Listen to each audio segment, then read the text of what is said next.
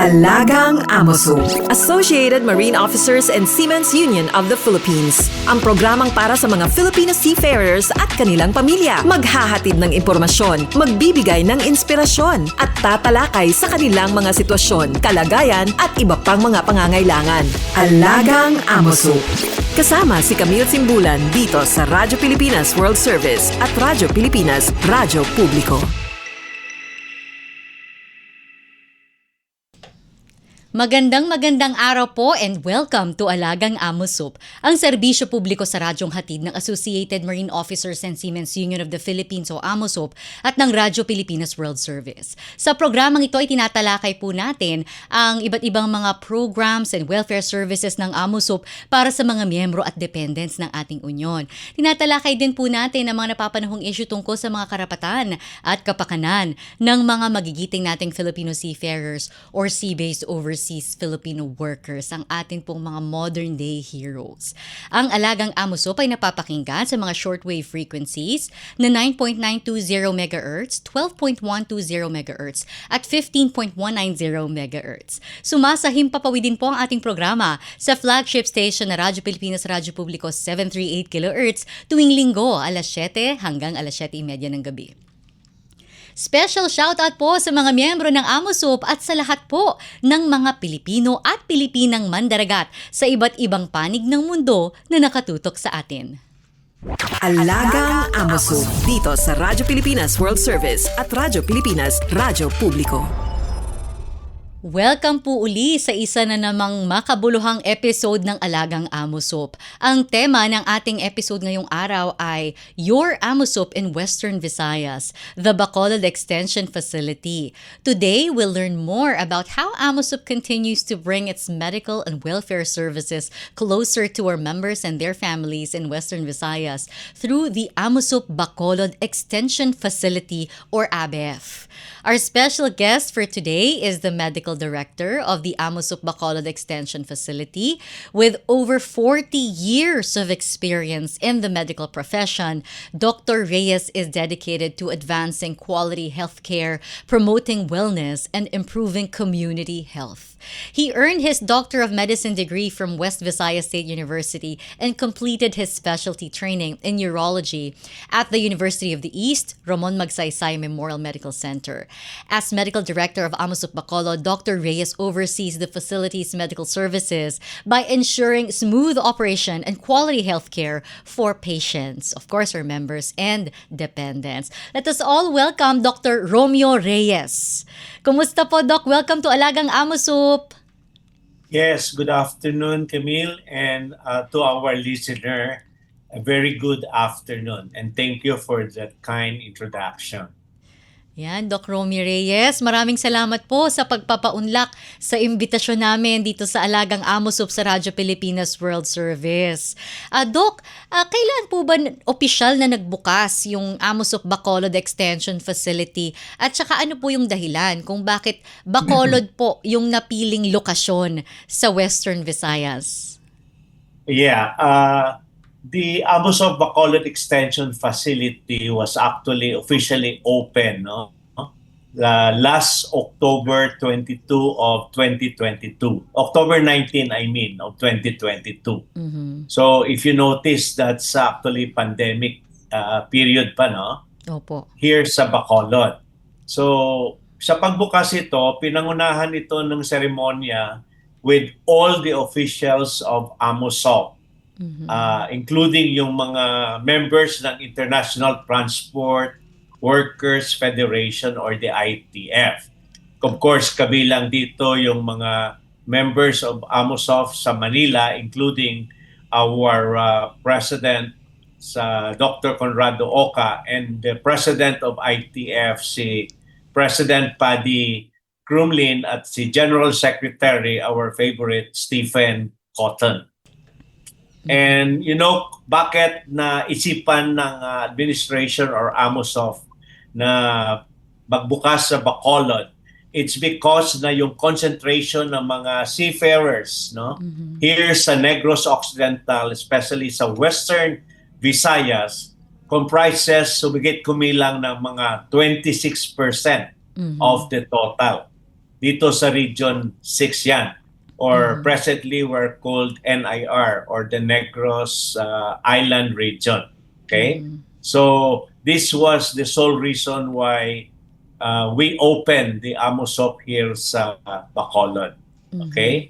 But ang pagkaiba nito, it's because na we open only as an extension facility or what we called a polyclinic.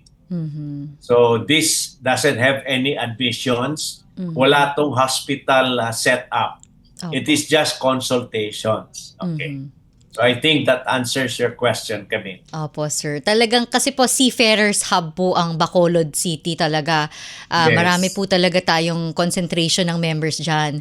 At yun nga po, yung facility natin sa Bacolod is unique, no? Kasi we know na yung ibang provincial branches po natin sa Cebu, Iloilo, and Davao City, may hospitals po tayo doon.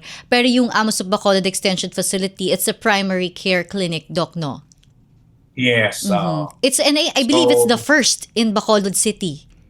Not only in Bacolod but Western Visayas, Camille. In the first. I was not actually expecting na kami pala yung unang primary care facility. Kasi the story here is we don't know what to set up sa AMOSOF Extension Facility. And nakita ko, since wala kaming admissions, we were classified that time as primary care facility. And sa DOH, because of our Universal Health Act, mas gusto nila yung primary care facility muna. So that yung pasyente hindi na magdediretso sa pagpapakonsulta sa mga specialists. Opo. Kasi ang karamihan nito, usually what? It's just the usual ubo, no, sipon, or fever, which can just be managed by our general practitioner. At saka hindi lang po kasi talaga medical facility yung nandiyan sa ating AMOSOP Bacolod Extension Facility. Pero before we move on to the other mga departments po natin dyan, Doc, ano-ano po ba yung mga serbisyong medikal na inaalok ng AMOSOP Bacolod? Tsaka paano po nakakatulong to sa mga membro natin tsaka sa mga pamilya po nila sa Western Visayas? Our 4 major department, no? Ano pa? Opo. Hello. The services that we have, Camille, we have the general services or what we call the general practice. So ito yung mga pasyente na una muna pupunta doon for consultation para malalaman natin if what is the real problem. Tapos, if he needs further examination, nire-refer namin sa either kung bata, pediatrics of course, then kung kailangan yung OB-GYN, we have also that services. Then kung pwede siya, mayroon siyang cardiology, kung kailangan may problema sa puso, or pwede siya may gastroenterology kung may problema siya sa, sa daanan ng pagkain. Then we have also the very common problem which is endocrinologists, no, para magtingin ng mga pasyente na may diabetes. At the same time, we have also the specialty which is the general surgery. So ito yung apat, yung internal medicine, yung pediatric, OB-GYN at saka yung surgery. Ito yung pinaka-main natin na service here sa AMOSOF Bacolod Extension Facility. And if you look into the services, we have also what we call ancillary services. Ito yung laboratory kung kailangan sa magpapakuha ng dugo. Second, either X-ray or ultrasound, we have also this available service. And of course, kailangan ng gamot, we have also our pharmacy. And on top of this, we also have to look into the dental problems ng pasyente. So we have a very good dental department with the state-of-the-art dental chairs, or at the same time, we have dedicated dentists there that can serve the patient here sa AMOSOF. Ang dami po palang sir, ang dami pong mga So with this, we're services. looking into the other numbers of patients na pumupunta sa amin na kakailangan talaga ng serbisyo ng specialist. If that's the case, we can actually call someone, then we collect all these patient and pinapatingnan namin, no? It's not the usual number, pero pagka marami, we can get, no? Just like ang example, adult pulmonologist kasi marami may sakit sa baga, so we also call our adult pulmonologist. Aside from that, we have also the pediatric pulmonologist. Kasi maraming bata, no, pediatric na nangangailangan talaga ng specialista sa asthma, bronchitis or whatever problems sa baga. So malawak po talaga yung network nyo din, sir, ng mga specialista po sa Western Visayas. We did not just limit this, Camille, sa 4 services. Kasi ano rin yung mga pasyente based on their suggestion na may request sila, ganito, gusto namin magpapatingin sa ibang specialista. So it depends on the number. Pero sir, yung ano po, no, yung 4 major medical departments po natin, libre po ito, yung consultation, the lab tests, yung mga ultrasound, libre po to for AMOSUP members and dependents sa AMOSUP Bacolod Extension Facility, sir. Even the dental.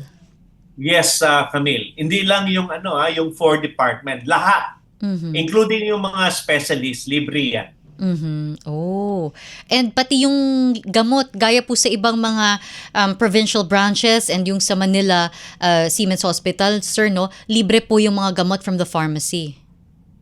So we have also the same, Camille, no? And I'm sure this is all what you call is tulong sa atin mga marino, including their dependents. Kaya masaya sila eh. Yes, sir. From the consultation out to the AMOSOF clinic, kompleto yung dala nila eh, with the x-ray result, ultrasound, so whatever na kailangan nilang ipapa-examine, we cater for them. At saka, sir, no, ngayon we're sharing a looped video po of AMOSUP Bacolod Extension Facility. Habang nag-interview po tayo ngayon, nag-share po kami, sir, ng mga snapshots nung naganap na AMOSUP Information Caravan or Info Caravan dyan sa Bacolod City. Ang ganda po ng feedback at saka ng turnout, Doc Romy. Ang dami po. Thank you so much. Opo. But of course, it was your team and Ms. Karen Oka also and you, sir, Dr. Romy Reyes and your team po dyan sa Bacolod Extension Facility. Ang nanguna po talaga na talagang tinawagan niyo po yung mga members and dependents natin. And talaga pong, I think, 170? Yeah, 117. Okay, 117. 117 ang umattend po. At talaga namang, sir, napaka-interactive po, no? Napaka-engaging po ng audience ng mga members and dependents natin dyan sa Bacolod. Kumusta po ba yung feedback nila, sir, after nung ating info caravan dyan? Wow. If you won't believe, it's all positive, Camille. And hopefully this will continue every now and then, no, to reach out to other members who were not able to attend, no. Medyo maraming members din eh, kasi if we just carried it away sa numbers, baka hindi na kaya ng social hall natin. Opo, nung ating venue. So, but very, very positive feedback. You know, very meaningful yung caravan kasi this was the first time na this was actually held here sa Bacolod. So, ang nakikita naman ng mga members, this increases their awareness kung ano ba talaga yung AMOSOF Bacolod Extension Facility. So, nalaman nila regarding their benefits, no? As well as na-answer namin yung mga concerns and very important is nag-strengthen yung natin, relationship with the active members as well as their dependents. So it was a very good interaction, no, with all the members and their dependents. Tsaka nalaman din po nila the basic, yung mga requirements, how to Right. consult, how to schedule consultation, ano po yung mga covered na mga benefits ng Amos of Bacolod Extension Facility. And sir, syempre na-discuss din doon, bukod sa medical services po ng ABEF, yung iba pong mga departments. Kasi lingid po sa kaalaman ng iba rin, baka yung ibang mga listeners din natin na mga Bacolod noon, no? Or mga Negrense din natin yung mga listeners. Bukod sa medical services, ay meron din pong processing dyan ng Provident Fund, ng Welfare Mutual Benefit Plan. Pwede rin po silang magpa-ID sa record section, magpa-register bilang mga AMOSUP members. So, Right. opo, And napag-usapan they din were po so yun sa happy. InfoCaravan. Yeah, they were so happy na pwede na pala dito instead of going to Manila or the neighboring provinces. So masaya sila, Camille. Very, very satisfied. And this is our, of course, obligation to reach out to them. No? Thank you so much, Doc Romy, for sharing their feedback. Tsaka, hindi ko rin po na-mention, meron din po tayong Sailor's Home, free board and lodging, dyan po sa Amos of Bacolod Extension Facility. Ilan po ba yung capacity ng Sailor's Home natin dyan, Doc? For the male quarters, we have almost 33 beds, no? And for the female, I think we have 15 or 17. So, ano lang natin na may rules and regulations tayo how to avail this facility, no? So, hindi to siya, in-stress talaga namin na hindi to pwede pang babakasyonan. Opo. So, wala dito yung tinatawag na staycation or whatever. This is solely for the use ng mga sailors, like kukuha ng examinations, nagkakaproblema sila sa time nila na hindi sila babalik muna sa probinsya or sa towns, so they can stay there sa Amosoft Sailors Home. And we have a very good and very nice facility. Maganda and of nga course, po. nakita nyo yan, Camille, no? Yes po. And that is actually our home away from home, no?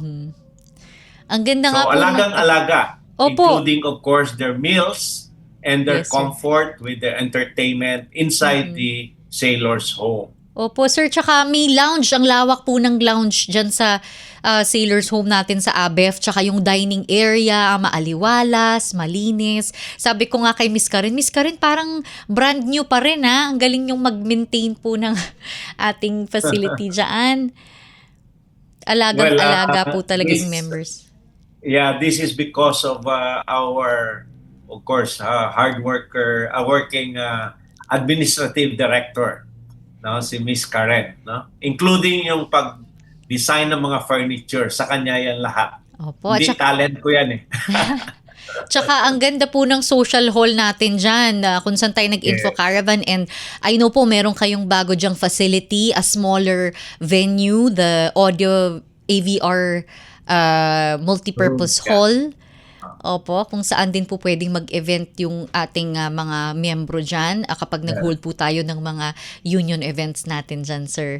Doc. Right. Doc Romy. So speaking naman sa social hall, members, of course, and their dependent can request, no, if they want to have a birthday party or a pwede pala. social gathering. Opo. They just inform us so we can set up the space so they can have their own private Reserve. parties, their gathering, no? Especially for birthdays or for whatever occasion. Wedding.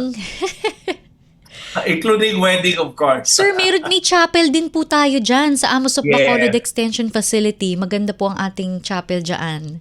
Yes, and we cater the chapel for a general, no, a sort of a prayer room. At the same time, it's open to, of course, the Christian members. So sa sa Catholic, we have mass there every first Friday of the month. Our admin director, si Miss Karen, see to it that we have a priest that will have that can officiate the Friday mass, first Friday mass every month. Wow. Okay. Talaga pong, Doc Romy, yung experience namin dyan, lahat po kami masaya kasi syempre may delegation from Manila, no, from the communications and the legal department na nakibahagi din po sa Info Caravan dyan sa Bacolod. And talagang naramdam na namin yung warmth and hospitality po dyan ng mga miyembro. And of course, kayo po, yung team nyo po, Doc Romy, dyan sa Amosup Bacolod Extension Facility. Maraming salamat po. Ang sasarap ng pagkain dyan sa Bacolod, Doc. You're always welcome, Camille, and the rest of the Amosoft staff, no? Maraming thank you salamat. also na at least na enjoy kayo even with your short stay, and you appreciated the hospitality of the Negrense. Opo, nag-usap-usap nga kami, sabi namin, kaya pala City of Smiles. Kasi yung mga tao laging nakangiti at saka malumanay. Kasi busog Napakawa. Happy tummy. Kaya nga nung Yeah. Info Caravan po natin, Doc, talagang overflowing. Sabi ko nga kay Miss Karen Oka, ang galing nyo mag-organize, ma'am. Overflowing yung merienda, hindi nawawala ng pagkain ng snacks yung ating mga attendees. Kaya rin talagang ganado sila mag-participate. Syempre, nagkaroon din po tayo ng raffle, no? Yes, Masaya rin kaya naman sila masaya sa- talaga sila eh. Everybody sir. before leaving, papasalamat talaga, Camille. Opo, tsaka yung giveaways nyo, sir, ang ganda po ng mga merch na pinrepair nyo para sa ating mga members and dependents. Pati yung mga seafarer spouses po natin ay nag-enjoy din po. Yes. Yan, That's a very good experience that hopefully we can have it when some other time again. No? Kasi lumalaki tayo dumadami yung members. So because of that, we always have to reach out to them to avail our facilities. Kasi karamihan, sometimes they don't know that there is such thing as Amosoft Bacolod Extension Facility. Yes, sir. So nagreklamo, pupunta pa kami ng Cebu, ng Iloilo, no? And by the way, I would like also to add lang, Camille, na in case of emergency, we don't actually neglect them. We have to serve them. So we have a memorandum of agreement to another hospital where we can send them para alagang-alaga. Opo. Hindi pwede na, wala kami dito emergency room, so maghanap ka na lang. No. We have our patient transfer vehicle. We see to it that after we initiated all the emergency measures, pinapadala namin doon sa isang hospital, our neighboring hospital, which is the Bacolod Doctors Hospital. Ayan, talagang Tapos nakalimutan ko rin, Camille, Opo. na we have also our ambulatory surgery with the general surgery service. Eventually, we can have our medium operation. So pwede na namin ma-operahan yung pasyente as an outpatient. Tapos opera, they can just go to either papaano sila sa hospital to recover, or they can go home, then they just call us for any concerns. So far we have a very what do you call this, complete services as far as the basic and the specialties, no? Something like that. Thank you so much. Ayan, thank you, Doc. Salamat po sa pagbabahagi niyo sa amin ng mga serbisyo niyo po dyan sa Amosup Bacolod Extension Facility. And kaya rin po namin kayo in-interview ngayon para rin po mas marami yung mga miyembro natin na makakapanood nitong episode, makakapakinig nitong episode, na malaman na meron tayong ganitong klaseng facility po sa Bacolod City, catering to our members and dependents dyan po sa Negros Occidental. And talagang very iba po yung alaga, iba yung pag-asikaso ng ating Amosup Bacolod Extension Facility para po sa inyo, mga miyembro at dependents po ng ating union. And gaya nga po ng nabanggit namin kanina, bukod po sa medical services, meron din po tayo dyang Sailors Home and yung mga union offices po natin for Provident Fund, Record Section, and Welfare Mutual and Benefit plan. Yes. Ayan.